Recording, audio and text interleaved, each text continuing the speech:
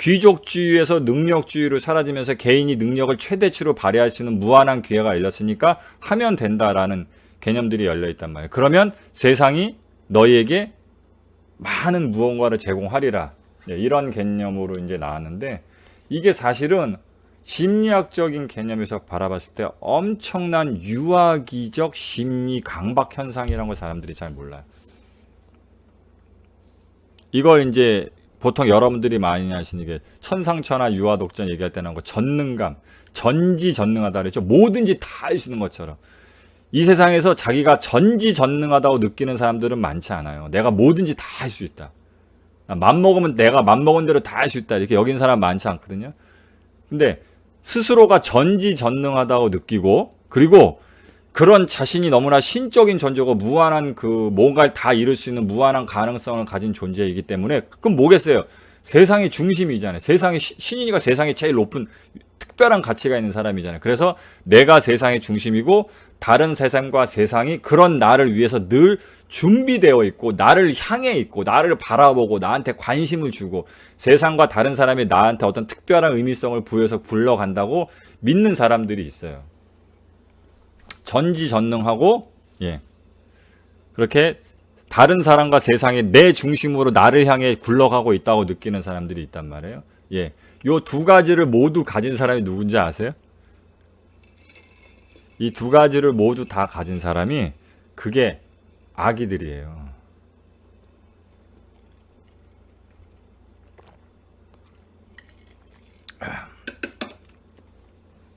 아기들만 그런 생각한다. 아기들만 자기가 전지전능하다고 느끼고 엄마, 아빠, 선생님, 이 세상, 버스 뭐 이런 것들이 전부 다 자기를 중심으로 자기를 바라보고 자기한테 특별한 의미를 부여해서 굴러가는 자기의 위성인 줄 알고 있다고요. 자기가 태양이고 나머지가 위성인 줄 알고 있어요.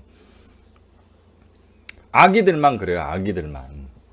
그래서 그걸 유아기적 사고라고 하는 거예요. 유아기적 사고. 전지전능하고 자기 중심적인 사고를 가지고 있을수록 유아기적 사고, 그러니까 정신적으로 성숙하지 못한 사람이다. 유아기적 그 시절에 정신 수준이 머물러 있다. 이렇게 얘기하는 거죠. 근데 이런 부분들이 이젠 아이뿐만이 아니라 성인한테 옮겨갈 정도로 시대가 뭔가 뒤틀리면서 우리가 그런 내상을 잊게 됐어요. 그게 무슨 뜻이냐면 자본주의, 민주주의와 결합된 메리토크래시, 능력주의란 개념에서, 귀족주의와 상반되는 능력주의란 개념에서 어떤 사상을 우리한테 주입하냐면 그게 일종의 유일관 사상의 가치가 되는 거죠. 기회가 평등한 세상에서 개천에서 용날 수 있고, 그러니까 넌 뭐든지 할 수 있잖아. 너 왜 포기를 해? 뭐든지. 너 성공할 수 있어. 너 대통령도 될 수 있어. 세상에 제일 부자도 될 수 있어. 그러니까 한번 해봐 라고 우리한테 이 얘기를 하게 돼요. 여러분들 그렇게 알고 잘하셨잖아요. 학교 전에 선생님 저는 우주비양사가 되고 싶어요. 선생님 저는 미스코리아가 되고 싶어요. 선생님 저는 대통령이 되고 싶어요. 그러면 다 할 수 있단다. 니네들이 열심히 하면 뭐든지 다 될 수 있어요. 다 할 수 있어요. 이렇게 얘기하잖아요. 근데 사실 그건 거짓말이에요. 그건 거짓말입니다. 기회가 다 열려 있다고 우리가 다 될 수 있는 게 아니거든요. 세상에는 우리 뜻대로 안 되는 게 거의 대부분이고 요만큼밖에 없어요. 우리 뜻대로 될 수 있는. 그걸 아는 게 뭔지 아세요? 그걸 안다는 게 어른이에요. 그걸 모르면 악인 거고, 그걸 모르는 게 전지전능 중심의 자기중심적인 유아기적 사고를 가진 거고, 이 세상이 내 중심으로 굴러가는 게 아니구나. 이 세상에 내 뜻대로 안 되는 게 많구나. 이걸 당연하게 생각하고 알고 있는 게 어른이거든요. 근데 아이 때부터 그게 당연하다고 계속 능력주의 세상에서 그걸 주입을 받으니까 우리가 마치 그래야만 할 것 같은, 우리 존재가 원래 무한한 가능성을 다 이룰 수 있는 존재이고 원래 나는 그런 특별한 존재여야만 할 것 같은, 그리고 또 모든 사람이 그런데 나만 못 그런 것 같은 강박을 가진단 말이에요. 그래서 여기서 뭐가 나오냐면 그 유명한 이제 애정결핍이라는 개념이 나옵니다. 당신이 연애를 하는 데 있어서 정말 미치겠다. 내 남자친구 여자친구가 아무리 잘해주고 사랑해도 도대체 진짜 진정이 안 된다. 해결이 안 된다. 진짜 답이 없다. 노답이다. 돌아버리겠다. 진짜 기빨린다. 그럼 무조건 캐치를 하고 들어가야 되면 애정 결핍을 캐치를 하고 들어가야 됩니다. 근데 이 애정 결핍이라는 건 나르시즘으로 이어져요. 그래서 애정 결핍과 쉽게 하면 나는 못났다. 그러니까 칭찬받고 인정받아야 되겠다. 사랑받고 싶다. 이게 애정 결핍이고, 예? 그게 채워졌어. 그러면 나는 잘났다. 멋있는 사람이다. 그러니까 나보다 잘난 인간은 없다. 이게 나르시즘. 그렇죠? 못났다와 잘났다를 왔다 갔다 거리는 게 애정 결핍과 나르시즘인 거예요. 그래서 사실은 이런 부분들이 해결이 안 되니까 우리가 관계적으로 기빨리는 사람이 되는 거거든요. 그러면 왜 그렇게 됐겠냐고. 왜 그렇게. 그걸 우리들은 이렇게 무슨 일반적인 심리학, 애착이론 같은 데서는 우리가 어렸을 때 부모님으로부터 충분히 사랑받지 못해서 이렇다. 보통 이렇게 무슨 컨셉을 잡고 들어가거든요. 물론 환경적으로 그런 사람들도 있긴 있어요. 그러니까 애정 결핍. 간단하죠. 애정을 받은 적이 없어서 결핍이 됐어. 그래서 애정 결핍이다. 이런 단순한 논리인 거죠. 그러니까 누구한테 애정 못 받느냐. 자기 충분히 관계적으로 자아 정체성을 이루면서 내가 가치 있고 아름답고 사랑스러운 존재라는 걸 자각할 수 있는 그 유아기적 시기 때 부모로부터 환경적으로 충분히 사랑받지 못했기 때문에 그렇다. 근데 이제 이런 이론들이 현대에 들어와서 이제 많이 실제적인 부분의 비교와 함께 많이 깨지죠. 뭐가 깨지냐면 사실 여러분들도 잘 따져보세요. 본인이 애정적으로 결핍된 상태이냐, 나 누구 사랑받는 거에 크게 집착하지 않는 사람이 따졌을 때 만약에 전자라면 애정에 결핍된 사람이라면 따져보라고요. 본인이 어렸을 때 부모님한테 사랑 많이 못 받았는지. 근데 여러분들 세대 정도만 되더라도 사랑 못 받고 자란 사람이 별로 없어요. 정말 많이 사랑받. 저만 해도 지원이 물고 빨잖아요. 그냥 아이고 우리 지원이, 아이고 내 새끼, 아이고 내 새끼. 엊그제도 단톡방에 제가 그 동영상 올리니까 푸른들파님이 저보고 팔불치라고 놀리던데. 그냥 물고 빨고 하는데. 그렇죠? 근데 왜 애정 결핍인 거죠? 그 문제는 어떻게 생각하세요? 부모님이 그렇게 애정 결핍은 둘째치고 애정 과잉이 될 정도로 물고 빨고 해주셨는데 내 새끼 잘생겼다, 최고다, 사랑스럽다. 엄마가 너 사랑하는 거 알지? 내 딸 너무너무 많이 사랑한다. 막 이런 얘기 코만 해주고 그냥 먹여주고 챙겨주고 신경 써주고 일명 헬리콥터 맘이 돼서 클 때까지 다 해줬는데 우리는 왜 애정 결핍이 생겼죠? 이상하잖아요. 말이 안 되잖아요. 우리는 왜 애정 결핍이 생겼을까?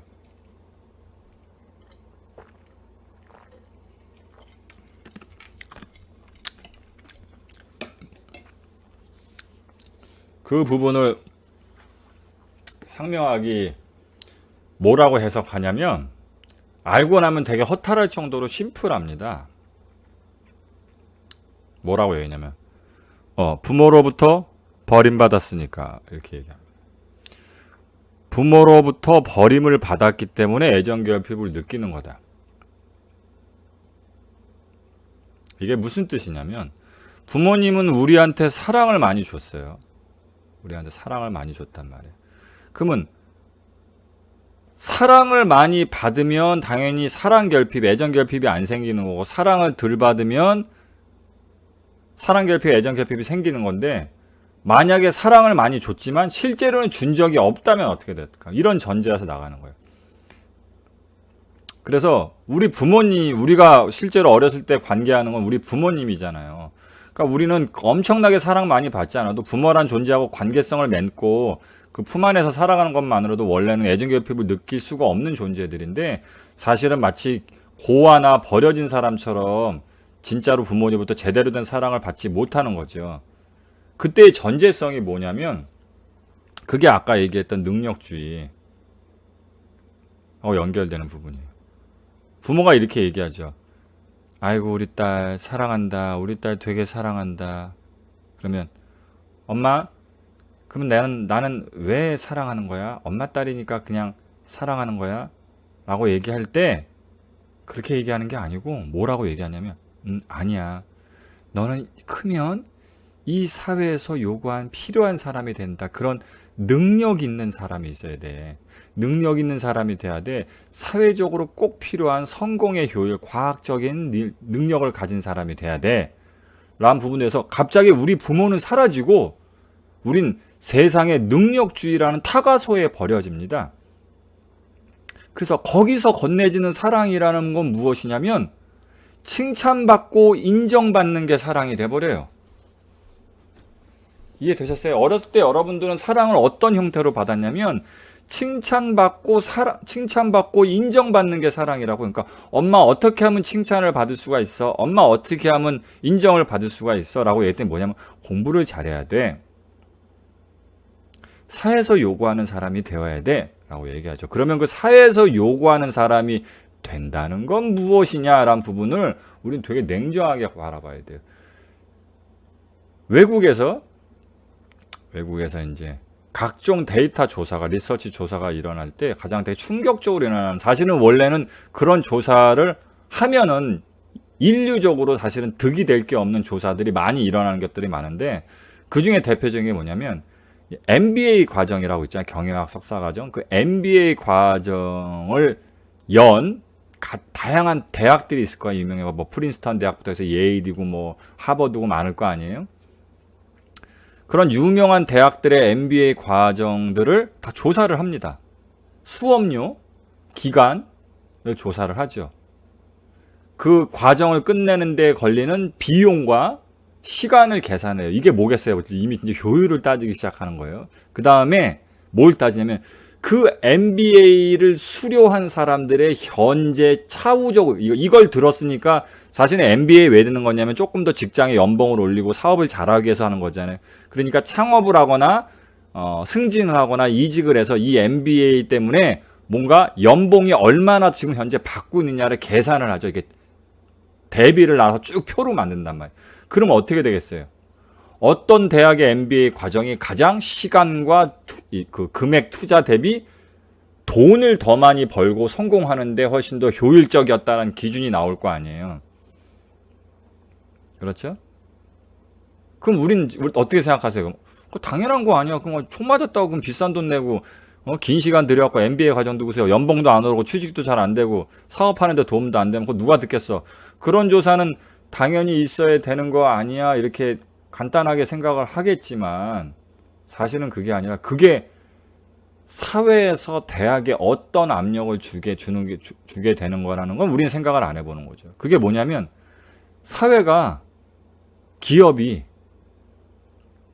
어떤 지식이나 그 학문을 가리키는 그 학교에 무엇을 요구하는 거냐면 이제부터 돈 안 되는 공부는 아무 의미가 없어.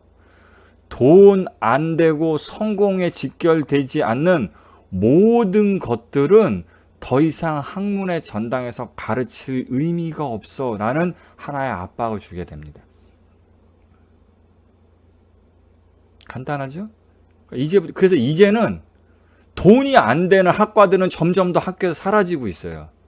그러니까 취직, 연봉, 사업적인 성공, 이것과 연결이 안 되는 모든 학과는 없어지고 통폐합되고 교수도 잘리고 그런 중심으로 안 가리키는 강의 과정들은 없어지게 됩니다. 그렇죠? 예. 그렇게 되면서 어떻게 되냐면 드디어 난공불락의 바로 그 성이 흔들리고 무너지기 시작하죠. 그게 뭐냐? 그러니까 돈이 안 되면 가르치는 게 의미가 없고 그게 학문적으로 뭔가 배워야 될 의미성도 없다고 느껴지니까 드디어 그게 어느 영역, 절대 불가침 성역의 어느 영역까지 건드리게 되느냐? 바로 도덕과 규범에까지 손을 대게 됩니다.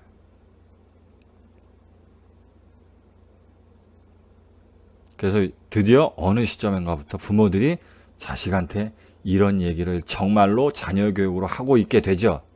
무슨 뜻이냐?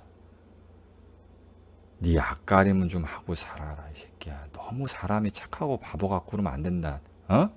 욕심도 좀 부릴 줄 알아야 되고 경쟁도 했으면 이길 줄도 알아야 되고 남을 짓밟고 올라서거나 때로는 조금 요령을 부리고 퉁수를 부려서 성공을 조금 더 빨리 취할 수 있는 부분에 그런 걸 좀 가질 수 있어야 되지 않느냐. 그런 측면에서 너무 도덕적이라는 부분을 고리타분하게 얘기하면, 그러니까 그런 선비질 같은 걸 하니까 네가 이 새끼야 이 나이 처먹도록 취직도 못하고 이 새끼야 연애도 못하고 빌빌대고 한 자리 못해갖고 내가 창피해서 다닐 수가 없어, 이런 얘기를 하게 되는 거죠. 이런 얘기를 하게 되는 겁니다. 예, 너무 양심적으로 살지 말라고 이제 부모가 대놓고 얘기를 해요. 대놓고. 그리고 돈 되는 것만 하라고 하죠. 그러니까 부모 입장에서는 그러니까 이제 드디어 도덕과 규범이 흔들리기 시작을 하는 거죠.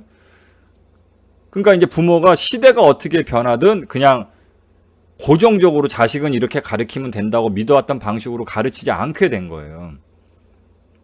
그때부터 이제 우리는 욕망이 자유적 그 두려움에 휩싸이는 상태로 던져지게 되죠. 뭐냐면 옛날에는 우리 아버지 세대, 그 윗세대, 할아버지 세대 때는 인생이 되게 심플했어요. 이 새끼야, 이건 무조건 잘못된 거야, 이 새끼야. 도박하는 새끼는 그냥 다 손목을 잘라버려야 돼. 술 처먹고 맨날 집게 늦게 들어오고, 바람 피는 놈들 그냥, 바람 피는 놈들 다 지옥 가, 그냥. 다 그냥 폐가망신 시켜버려야 돼. 그냥 사회상 그냥 매장을 시켜버려야 돼. 그냥 무조건 이랬어요. 도덕이 그냥 명확했어요. 규범도 명확했고. 그런 것들은 그래서 일부 인간 쓰레기야. 난 그래 쓰레기다. 그래서 난 쓰레기야. 알게 뭐냐로. 이렇게 살던 인간들만 사는 거고 정말 대부분의 사람들은 규범대로 살았다고요. 왜냐하면 도덕과 규범이란 것이 가정교육, 학교, 사회에서까지 딱 이렇게 됐다고요. 심지어 별거 아닌 것 같고 입 쩝쩝거리고 밥 먹지 마라. 다리 떨지 마 이 새끼야. 어른 보면 인사해라. 뭐 별거 아닌 거 있잖아요. 밥상 딱 앉으면 딱 먹어야 되고 김치 딱 집었는데 털지 마 이 새끼야. 딴 사람 먹는데 그러고 한 번 집으면 무조건 먹어야 돼. 털고 나눠 끼적끼적 대면 안 된단 말이야. 심지어 이런 작은 문화적 규범들까지도 딱 심플했다고요. 근데 여러분들은 재수가 없죠. 이제는 결혼 시집 장가를 서너 번씩 하고 열 몇 살짜리 차이 난 사람하고 연애하기도 하고 심지어 버젓이 영화 감독이 배우하고 아직 정식으로 이혼한 사이도 아닌데 만나고 다니고 그런데도 시사회도 나가고 이런 세상이란 말. 그리고 오만 돼서 욕망을 강조하고 이런단 말이니까. 그러니까 마치 내가 되게 인생을 잘 살고 있어. 그래서 결혼도 일찍 했어.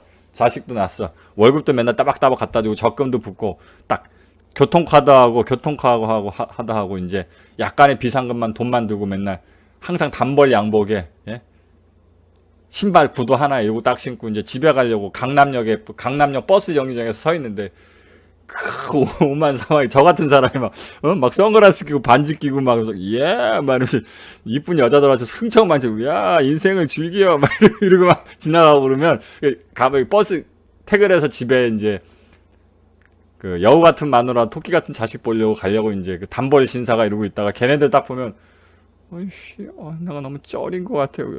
인생을 내가 이렇게 사는 게 아닌 것 같은데.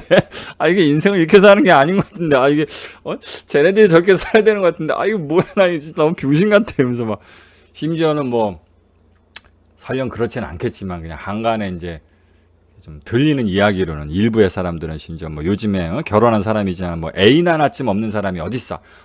나 내가 이렇게 옛날 티카니 촌스럽게 이렇게 얘기하는 것 같이 있으니까 도대체 여행 왠지 그럼 너는 왜 문화생활도 없냐? 문화생활은 뭔데? 그랬더니 좀 공연도 좀 보고 술도 좀 먹고 결혼하면 맨날 집에만 있어야 돼? 엄마가 무슨 보모니? 친구들 만나서 밤새 같은 데 가서 춤도 좀 추고 그냥 남사친 누가 우리가 바람을 피는데 남사친도 있어서 즐겁게 이쁘다 소리 좀 듣고 열정도 좀 생기고 이래야 되는 거 아니냐 이렇게 들으니까 이거 그래야 되는 건가? 약간 이거 꼰대 선비 진짜 옛날 사람 이러니까 이건 뭐냐 이런단 말이에요. 그렇죠? 또 한수도 떠갖고 또 상명학이라는 걸 배워봤더니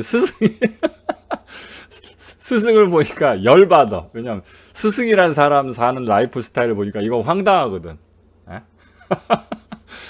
저 나이 때 그렇게 사는 사람은 처음 본 거지, 스승 보고서. 그리고 그래서 내가 아까다 얘기하잖아. 나를 흉내내면 니네 막은다. 나처럼 살려고 괜히 흉내내지 말아요. 그러니까 스승님은 맨날 하루 종일 직장 생활하면서 열심히 일에 찌들어 사는 것 같지도 않아. 인생만 행복한 것 같아. 사람도 많이 만나러 다니고 놀러 다니고 진짜 저게 후리하고 진짜 욕망에 충실한 삶이 어딨나. 나도 저렇게 살고 싶다. 그래서 내가 마치 가끔 가다가는 선비들 모아놓고 악당이 되거라 이런 거 가리키는 것처럼 오해를 받기도 하는데, 그렇게 이제 규범과 이제 흔들리는 상태란 말이에요. 규범과 도덕과 규범도 흔들려. 그 다음에 뭐도 흔들리냐면 사랑의 본질도 그것 때문에 흔들린단 말이에요. 그래갖고 사실 부모님한테 엄마 나 사랑해요 라고 사랑